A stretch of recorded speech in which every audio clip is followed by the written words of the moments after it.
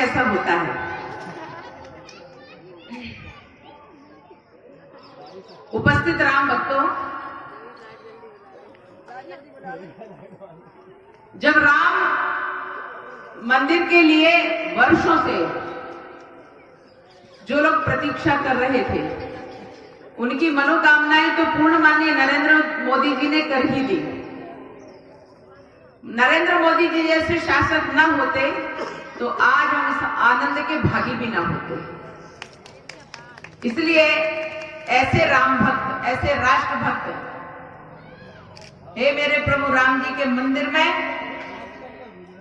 बड़ा मंदिर में, मैं यही प्रार्थना करती हूं कि सदैव राष्ट्र भक्त और राम भक्त मोदी जी जैसे लोग सदैव शासन करें और हम लोग निर्विघ्न रूप से अपने मार्ग पर, सदमार्ग पर चलते रहें।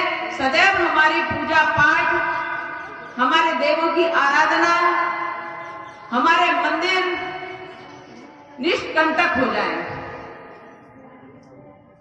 बहुत जोर जोर से आवाजें आती हैं सुबह 5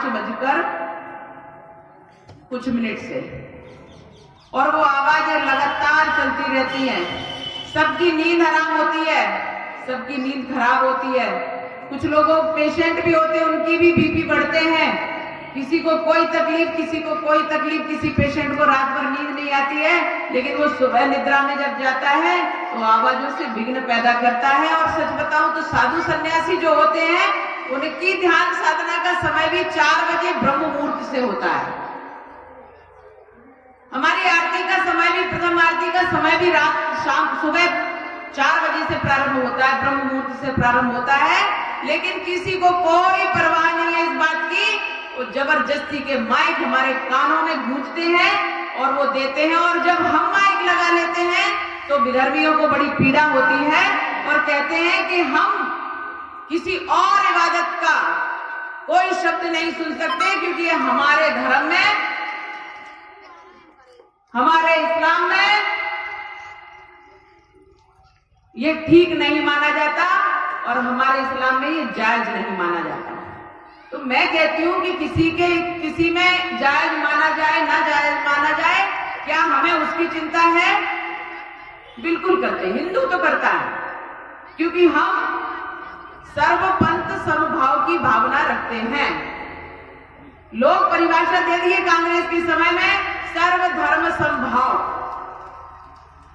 मेरी एक शुद्ध परिभाषा है, कोई और धर्म है ही नहीं। अगर कोई धर्म है तो वो सिर्फ सनातन धर्म है, और कोई धर्म है ही नहीं, हो ही नहीं सकता। क्योंकि इतनी बड़ी सोच, इतना बड़ा विचार, इतना बड़ा चिंतन, इतना बड़ा तपस्या, इतना बड़े शौक किसी और का हो ही नहीं सकता, क्योंकि हमारा देश सनातन है। किसी को 1400 वर्ष हुए हैं, किसी को 2100 वर्ष हुए हैं, पर कोई बता सकता है कि भारत का जन्म कब हुआ, सनातन का जन्म कब हुआ? ये अनादि है। इतना बृहद, इतना विस्तृत और इतना प्राचीन और इतना नवनिर्मित, सदैव अभ्युदय का उद्गामी होता है। ये भारत है, ये सनातन देश है। इस देश को ना किसी ने जन्माया है और ना कभी मरेगा। पर ये निश्चित ध्यान रखिए इस बात का कि जितने देशों के जन्म हुए हैं, जितने देशों का डेट ऑफ बर्थ है, उनकी डेट ऑफ डेथ निश्चित है। जितने देश जन्मे हैं, उतने देश का मरण निश्चित है, क्योंकि ये मैं नहीं कह रही हूं, ये तो शाश्वत सत्य है। जिसका जन्म हुआ है उसकी मृत्यु निश्चित है। और इसलिए मैं कोई भी बात ऐसी नहीं कहूंगी जो शास्त्रोक्त नहीं है। मेरे राम जी, जिनकी कृपा से हमने मर्यादा सीखी,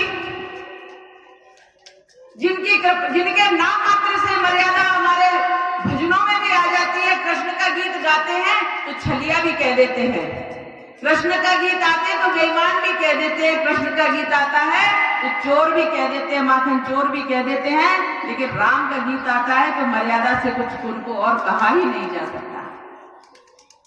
इसलिए मर्यादा पुरुषोत्तम प्रभु राम श्री उनकी हम सब संतानें हैं और जिनकी हम संतानें हैं उनको कांग्रेस ने फूट फूट कर रो रो कर नकारने का प्रयास किया है। चिल्ला कर 20-20, 25-25 वकीलों को कोर्ट में खड़ा करके और राम का कोई अस्तित्व नहीं है ये बात उन्होंने स्थापित करने का दुष्कृत्य किया है।